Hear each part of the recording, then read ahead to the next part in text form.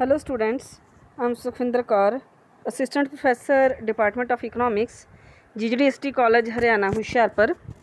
ਅੱਜ ਦੇ ਇਸ ਲੈਕਚਰ ਦੇ ਵਿੱਚ ਅਸੀਂ ਫਾਰਮ ਮੈਨੇਜਮੈਂਟ ਆਪਣੇ ਨਵੇਂ ਸਿਲੇਬਸ ਨਵੇਂ ਪੇਪਰ ਦਾ ਫਸਟ ਟੌਪਿਕ ਜੋ ਹੈ ਐਗਰੀਕਲਚਰਲ ਇਕਨੋਮਿਕਸ ਫਾਰਮ ਮੈਨੇਜਮੈਂਟ ਦਾ ਫਸਟ ਟੌਪਿਕ ਕਰਨ ਜਾ ਰਹੇ ਹਾਂ ਫਾਰਮ ਮੈਨੇਜਮੈਂਟ। ਅਤੇ ਫਸਟ ਆਫ ਆਲ ਆਪਾਂ ਇਹੋ ਡਿਸਕਸ ਕਰਾਂਗੇ ਕਿ ਫਾਰਮ ਮੈਨੇਜਮੈਂਟ ਹੁੰਦੀ ਕੀ ਹੈ, ਵਾਟ ਇਜ਼ ਫਾਰਮ ਮੈਨੇਜਮੈਂਟ।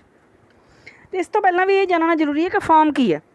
और farm is a well defined area under which specific management where agricultural production and related activities takes place.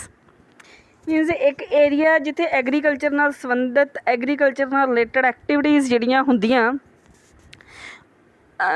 जिस एरिया के उत्ते आपां फार्मिंग करते पे हाँ जो agriculture related activities like dairy farming beekeeping horticulture floriculture ये करते पे हाँ आपां उसनूं आपां फॉर्म कहांगे।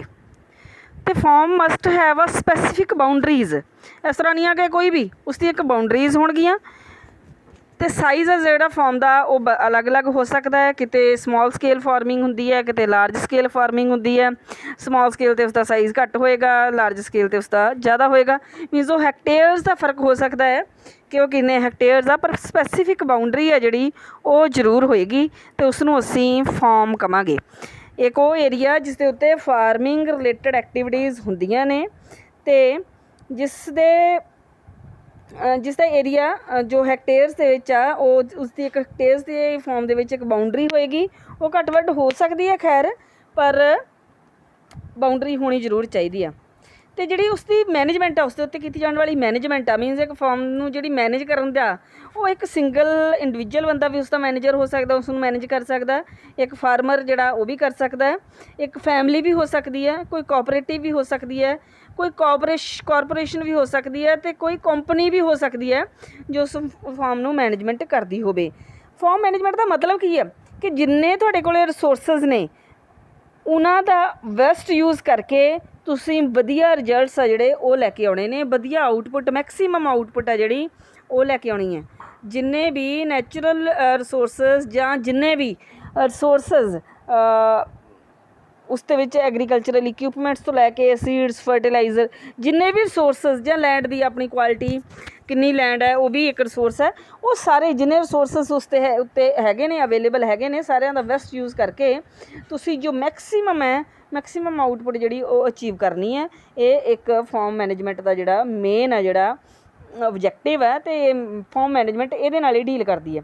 तो फिर फॉर्म मैनेजमेंट है की फॉर्म मैनेजमेंट की है? Farm management comprises of two words, दो वर्ड्स नूं रला के फॉर्म मैनेजमेंट बनती है, एक फॉर्म तो एक मैनेजमेंट। फॉर्म तो आप कर ही लिया, फॉर्म की होएगा एक specific area small scale large scale हो सकता है बट एक एरिया होएगा। तो मैनेजमेंट की है? मैनेजमेंट मीनस दी आर्ट कादी आर्ट, एक आर्ट है, आर्ट कादी art of managing various resources. बहुत सारे रिसोर्सिस ने, लैंड है उस साढ़े को लेबर ने, साढ़े को एग्रीकल्चरल इक्विपमेंट्स ने, साढ़े को सीड्स ने, फर्टिलाइजर्स ने, सब कुछ है, ट्यूबल है, सब कुछ है। उन्होंने सारिਆਂ ਨੂੰ बेस्ट यूज़ किद्दां करना, उन्होंने सारिਆਂ ਦਾ बेस्ट मैनेज किद्दां करना, ये मैनेजमेंट है जी। तो इस लिए साढ़े को बहुत सारे इकोनॉमिस्ट्स ने उन्होंने अलग अलग डेफिनेशंस दित्तियां ने लाइक एंड्रयू बॉर्न के according farm management is the art of applying business and scientific principles to the organisation and operations of the farm. इस तरह साढ़े को होर भी बहुत सारे इकोनॉमिस्ट्स ने अपन डेफिनेशंस दित्तियां हुई ने। तो फॉर्म मैनेजमेंट नूं सिंपल जे शब्दों के विच असीं यही कह सकते हैं कि आप जो फॉर्म के उत्ते अवेलेबल जोड़े रिसोर्सिस ने उन्हों का बेस्ट यूज़ करके वधिया रिजल्ट्स वधिया आउटपुट है जी लैके आनी है। ये फॉर्म मैनेजमेंट का मेन ऑब्जेक्टिव है। तो फॉर्म नूं बेस्ट तरीके दे नाल मैनेज करन दा मेन तरीका इहो है कि जोड़े बेस्ट रिसोर्सिस ने जोड़े रिसोर्सिस ने उन्हों का बेस्ट यूज़ हो। तो उस तो बाद अगे अपने को टॉपिक है nature of form management. Form management की नेचर किमें दी होनी चाहिए है? तो नेचर है जी बहुत सारे करैक्टरिस्टिक्स के उत्ते डिपेंड करती है।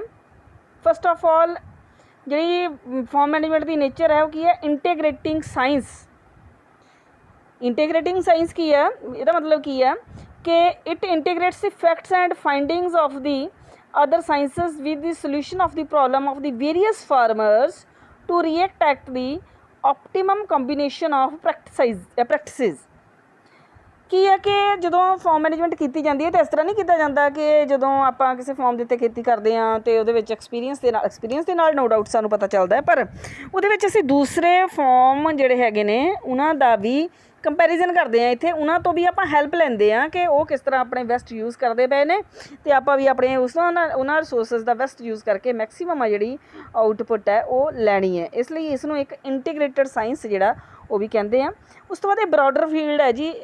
ਇਹ ਕੋਈ ਛੋਟਾ ਜਿਹਾ ਕੰਸੈਪਟ ਨਹੀਂ ਹੈ ਕਿ ਬਸ ਆਪਾਂ ਕਹਿ ਦਿੱਤਾ ਜੀ ਕਿ ਇੱਕ ਫਾਰਮ ਹੋਏਗਾ ਅਤੇ ਬਸ ਉਸ ਦੀ ਇੱਕ ਮੈਨੇਜਮੈਂਟ ਹੋਏਗੀ। ਬਹੁਤ ਵੱਡਾ ਕੰਸੈਪਟ ਹੈ। ਪਹਿਲੇ ਤਾਂ ਫਾਰਮ ਆ ਜਿਹੜਾ ਤੁਹਾਡਾ ਸਮਾਲ ਸਕੇਲ ਹੈ ਜਾਂ ਲਾਰਜ ਸਕੇਲ ਹੈ, ਫਿਰ ਉਸ ਦੇ ਉੱਤੇ ਬਹੁਤ ਸਾਰੀਆਂ agricultural equipments like tractor, harvester ਇਹ ਯੂਜ਼ ਹੋਣਗੀਆਂ। ਫਿਰ ਉਸ ਦੇ ਉੱਤੇ ਬਹੁਤ ਜ਼ਿਆਦਾ ਇਨਵੈਸਟਮੈਂਟ ਦੇ ਨਾਲ ਬਿਲਡਿੰਗਸ ਜਿਹੜੀਆਂ ਨੇ ਉਹ ਖੜੀਆਂ ਹੋਣਗੀਆਂ। ਫਿਰ ਬਹੁਤ ਜ਼ਿਆਦਾ ਇਨਵੈਸਟਮੈਂਟ ਦੇ ਨਾਲ ਟਿਊਬਲਸ ਹੋਣਗੇ। ਸਭ ਤੋਂ ਜ਼ਿਆਦਾ ਇਨਵੈਸਟਮੈਂਟ ਤਾਂ ਖੈਰ ਲੈਂਡ ਦੇ ਵਿੱਚ ਆਪਣੇ ਆਪ 'ਚ ਹੁੰਦੀ ਪਈ ਆ।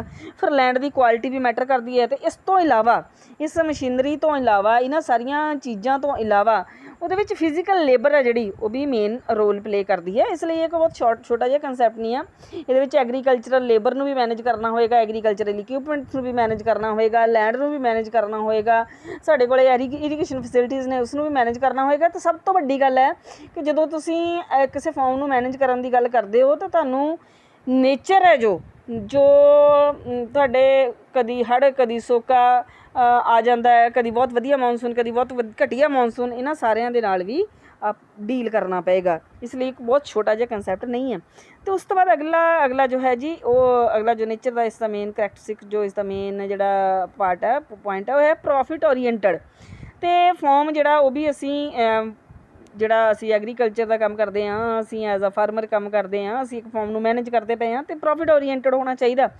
ਉਹਦੇ ਵਿੱਚ ਆਪਾਂ ਨੂੰ ਲੋਸ ਨਹੀਂ ਹੋਣੀ ਚਾਹੀਦੀ। ਇਸ ਲਈ ਆਪਾਂ ਜੋ ਬੈਸਟ ਯੂਜ਼ ਹੈ ਇਸੇ ਤਰੀਕੇ ਨਾਲ ਕਰਦੇ ਹਾਂ ਕਿ ਉਹਦਾ ਜਿਹੜਾ ਆਪਟੀਮਮ ਯੂਜ਼ ਹੋ ਕੇ ਉਸ ਤੋਂ ਸਾਨੂੰ ਮੈਕਸੀਮਮ ਜਿਹੜੀ ਆਊਟਪੁੱਟ ਆ, ਮੈਕਸੀਮਮ ਜਿਹੜਾ ਪ੍ਰੋਫਿਟ ਆ ਉਹ ਹੋਵੇ, ਤਾਂ ਜੋ ਜਿਹੜਾ ਇਕਨੋਮਿਕ ਐਫੀਸ਼ੀਐਂਸੀ ਆ ਉਹ ਅਚੀਵ ਕੀਤੀ ਜਾ ਸਕੇ।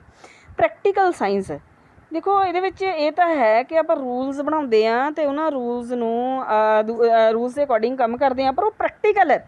ਅਤੇ ਜਦੋਂ ਪ੍ਰੈਕਟੀਕਲ ਕਰਨ ਜਾਂਦੇ ਹੋ ਤਾਂ ਥੋੜ੍ਹਾ ਬਹੁਤਾ ਉਹਨਾਂ ਰੂਲਸ ਦੇ ਵਿੱਚ ਉਹਨਾਂ ਜੋ ਵੀ ਆਪਾਂ ਮੈਥਡਸ ਦੇਖੇ ਹੁੰਦੇ ਨੇ ਉਹਨਾਂ ਵਿੱਚ ਅਕੋਰਡਿੰਗ ਟੂ ਸਿਚੁਏਸ਼ਨ ਸਾਨੂੰ ਥੋੜ੍ਹੀ ਜਿਹੀ ਚੇਂਜ ਜਿਹੜੀ ਆ ਕਰਨੀ ਪਏਗੀ। ਇਹਦਾ ਰੂਲ ਹੈ ਕਿ ਆਪਾਂ ਪਹਿਲਾਂ ਬੀਜਦੇ ਹਾਂ, ਫਿਰ ਕੱਟਦੇ ਹਾਂ, ਫਿਰ ਉਹਦੇ ਵਿੱਚ ਟਾਈਮ ਜਿਹੜਾ ਉਹ ਜਿਹੜਾ ਵਿੱਚ ਮੈਂਸ਼ਨ ਕੀਤਾ ਹੁੰਦਾ, ਪਰ ਕਿੰਨਾ ਲੱਗੇਗਾ ਹੋਏਗਾ, ਪਰ ਉਹਦੇ ਵਿੱਚ ਟਾਈਮ ਦੇ ਵਿੱਚ ਥੋੜ੍ਹਾ ਬਹੁਤਾ ਇੱਧਰ ਉੱਧਰ ਵੀ ਹੋ ਸਕਦਾ ਹੈ according to season, according to nature, according to monsoon. ਅਤੇ ਪ੍ਰੈਕਟੀਕਲ ਹੈ ਇਹਦੇ ਵਿੱਚ ਸਿਰਫ ਇਹ ਨਹੀਂ ਹੈ ਕਿ ਰੂਲ ਇੱਕ ਜੀ ਕਿ ਜਿਸ ਤਰ੍ਹਾਂ ਆਪਾਂ ਕੋਈ ਵੀ ਰੂਲ ਇਕਨੋਮਿਕਸ ਦਾ ਵੀ ਕੋਈ ਰੂਲ ਕਹਿ ਦਿੰਦੇ ਆ ਕਿ ਜੀ ਇਹ ਇਸ ਤਰ੍ਹਾਂ ਹੋਏਗਾ ਤਾਂ ਇਸ ਤਰ੍ਹਾਂ ਹੀ ਹੋਏਗਾ, ਜੇ ਪ੍ਰਾਈਸ ਵਧੇਗਾ ਤਾਂ ਡਿਮਾਂਡ ਘਟੂਗੀ। ਰੂਲ ਤਾਂ ਹੈ ਪਰ ਉਹ ਪ੍ਰੈਕਟੀਕਲ ਹੈ, ਅਤੇ ਪ੍ਰੈਕਟੀਕਲ ਸਾਇੰਸ ਹੋਣ ਦੇ ਕਰਕੇ ਉਸ ਦੇ ਵਿੱਚ ਪ੍ਰੈਕਟੀਕਲ ਲੈਵਲ 'ਤੇ ਜੋ ਵੀ ਚੇਂਜਸ ਕਰਨੀਆਂ ਪੈਂਦੀਆਂ ਨੇ ਉਹ ਵੀ ਇਹਦੇ ਵਿੱਚ ਕੀਤੀਆਂ ਜਾਣਗੀਆਂ। ਉਸ ਤੋਂ ਬਾਅਦ ਮਾਈਕਰੋ ਅਪਰੋਚ। ਦੋ ਕੰਸੈਪਟ ਹੁੰਦੇ ਨੇ ਜੀ ਸਾਡੇ ਕੋਲ, ਮਾਈਕਰੋ ਅਤੇ ਮੈਕਰੋ।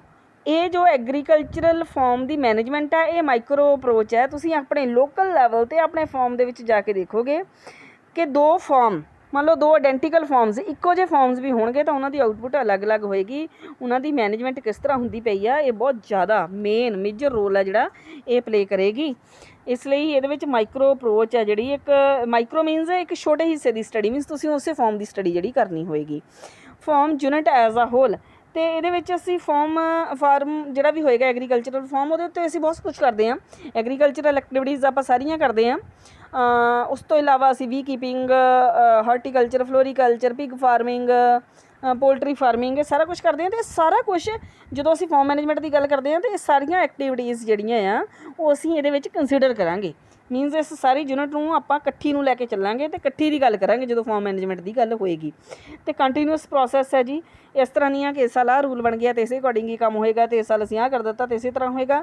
ਸਿਚੁਏਸ਼ਨਸ ਨਵੀਆਂ ਆਉਂਦੀਆਂ ਰਹਿੰਦੀਆਂ ਨੇ ਅਤੇ ਇਹ ਕੰਟੀਨਿਊਸ ਪ੍ਰੋਸੈਸ ਹੈ। ਨਵੇਂ ਰੂਲਸ, ਨਵੇਂ ਤਰੀਕੇ ਜਿਹੜੇ ਆ ਉਹ ਆਉਂਦੇ ਰਹਿੰਦੇ ਨੇ। ਵੈਸੇ ਵੀ ਐਗਰੀਕਲਚਰ ਦੇ ਵਿੱਚ ਵੀ ਅੱਜ ਕੱਲ੍ਹ ਬਹੁਤ ਜ਼ਿਆਦਾ ਮਾਡਰਨਾਈਜੇਸ਼ਨ, ਨਵੀਆਂ ਟੈਕਨੀਕਸ ਆ ਰਹੀਆਂ, ਉਹਨਾਂ ਸਾਰੀਆਂ ਨੂੰ ਵੀ ਆਪਾਂ ਅਡੋਪਟ ਕਰਨਾ ਹੁੰਦਾ, ਪੁਰਾਣੀਆਂ ਨੂੰ ਵੀ ਨਾਲ ਲੈ ਕੇ ਚੱਲਣਾ ਹੁੰਦਾ।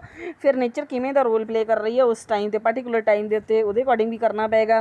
ਕਈ ਵਾਰ ਆਪਾਂ ਪਲੈਨਿੰਗ ਕਰਦੇ ਹਾਂ ਕਿ ਅਸੀਂ ਪਾਰਟੀਕੂਲਰ ਕ੍ਰੌਪ ਆ ਜਿਹੜੀ ਉਹ ਬੀਜਣੀ ਆ, ਬਟ ਉਸ ਟਾਈਮ 'ਤੇ ਕੋਈ ਨੇਚਰ ਜਿਹੜੀ ਆ ਉਹ ਅਲੱਗ ਤਰ੍ਹਾਂ ਦਾ ਰੂਪ ਧਾਰਨ ਕਰ ਲੈਂਦੀ ਹੈ, ਅਤੇ ਉਹਦੀ ਜਗ੍ਹਾ 'ਤੇ ਸਾਨੂੰ ਕੋਈ ਨਵੀਂ crop at a time, means ਉਹ ਕ੍ਰੌਪ ਦਾ ਜੋ ਟਾਈਮ ਲੰਘ ਜਾਂਦਾ ਅਤੇ ਸਾਨੂੰ ਕੋਈ ਹੋਰ ਕ੍ਰੌਪ ਆ ਜਿਹੜੀ ਉਹ ਸੋਚਣੀ ਪਏਗੀ।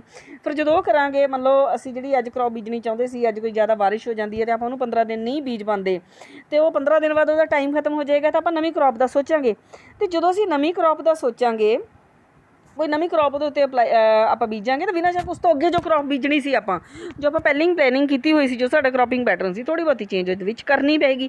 ਇਸ ਲਈ ਫਾਰਮ ਮੈਨੇਜਮੈਂਟ ਹੈ ਜਿਹੜਾ, ਇੱਕ ਕੋਈ ਫਿਕਸ ਕੰਸੈਪਟ ਨਹੀਂ ਹੈ ਕਿ ਇਸੇ ਤਰ੍ਹਾਂ ਹੋਏਗਾ ਜੀ। ਇਹ ਇੱਕ ਕੰਟੀਨਿਊਸ ਪ੍ਰੋਸੈਸ ਹੈ, ਇਹਦੇ ਵਿੱਚ ਟਾਈਮ ਟੂ ਟਾਈਮ ਚੇਂਜਸ ਜਿਹੜੀਆਂ ਨੇ ਉਹ ਆਉਂਦੀਆਂ ਰਹਿੰਦੀਆਂ ਨੇ। ਅਤੇ ਅਗਲੇ ਕੰਸੈਪਟ ਆ ਜਿਹੜੇ ਅਸੀਂ ਕੱਲ੍ਹ ਕਰਾਂਗੇ। Thank you.